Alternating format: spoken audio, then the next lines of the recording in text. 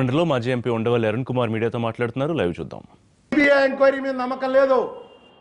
వెంటనే మీ ముఖ్యమంత్రి రాజీనామా చేయించి సుప్రీంకోర్టు జడ్జి చేత ఎంక్వైరీ జరిపించండి. వీళ్ళు భూములు కొనుక్కుని ఎక్కువ రేట్లకు అమ్ముకున్నారు అని చెప్పి ఆరోపణ చేశాడు ఆయన. ఇంకా రాజశేఖర రెడ్డి వచ్చి 2 ఏళ్ళు అయింది. ఔటర్ రింగ్ రోడ్ విషయంలో కోర్టులో కేసులన్నీ ఓడిపోయారు. తర్వాత ఈయన ఆ వేళ ఏ మాట అయితే రాజశేఖర రెడ్డి మీకు చెప్పాడో అదే మాటకి ఈయన వేళ కట్టుబడి ఉండాలిగా. ఇవాళ అదే ఆరోపణ మీ మీద వచ్చింది.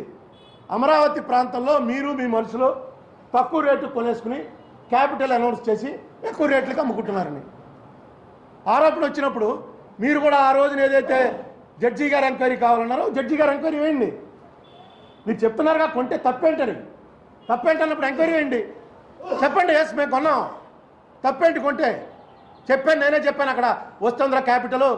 అప్పుడు అక్కడ చెప్పాడు సైబరాబాద్ వస్తున్నప్పుడు ఇక్కడ వస్తుంది హైటెక్ సిటీ కొనుక్కోండి అన్నాడు. అందరూ కొనుక్కున్నారు.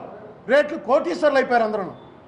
ఈ విషయం నేను కాదు, ప్రిన్స్టన్ యూనివర్సిటీలో పిహెచ్డి చేస్తూ ఒక దలేల్ అంబాబాలి, అది కూడా నెట్లో కొట్టండి అందరికీ వస్తుంది, దలేల్ బంబాబాలి అనేటువంటి ఒక అమ్మాయి వచ్చి సంవత్సరం పాటు ఇక్కడ రీసెర్చ్ చేసి చంద్రబాబు నాయుడిని కూడా ఇంటర్వ్యూ చేసి ఒక ఇదేం పెట్టిందంటే ఏ రకంగా వీళ్ళు మొత్తం మాయ చేసి హైటెక్ సిటీ పేరుతోటి మామూలు వాళ్ళంతా కోటీశ్వర్లు ఎలా అయిపోయారో చంద్రబాబు నాయుడు ఎలా కోటీశ్వర్లను తయారు చేశాడు అని ఒక రిపోర్ట్ ఇచ్చి ఒక రీసెర్చ్ పేపర్ ఇచ్చి డాక్టరేట్ తీసుకుంది.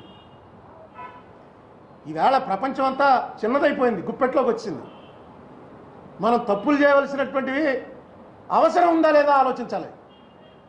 ఇక నాకు తప్పలేదు, రేపు నా గవర్నమెంట్ దించేసేలా ఉన్నారు, అందుకని కొంతమందిని అట్టించి లాక్కోవాల్సింది అంటే జనం కూడా పట్టించుకోరు. ఈవేళ మీకు అవసరం ఉందా? ఈవేళ మీకు ఇంకా భూదాహం ధనదాహం అవసరం ఉందా? మీకు ఇంతకన్నా ఈ దేశంలో ఏ పొలిటీషియన్ కన్నా ఇంతకన్నా గౌరవం లభిస్తుందా? 3వ సారి సీఎం అయ్యారు. ఇప్పటికైనా ఎందుకు ప్రజలతో మాట్లాడేటప్పుడు 10 మాటలు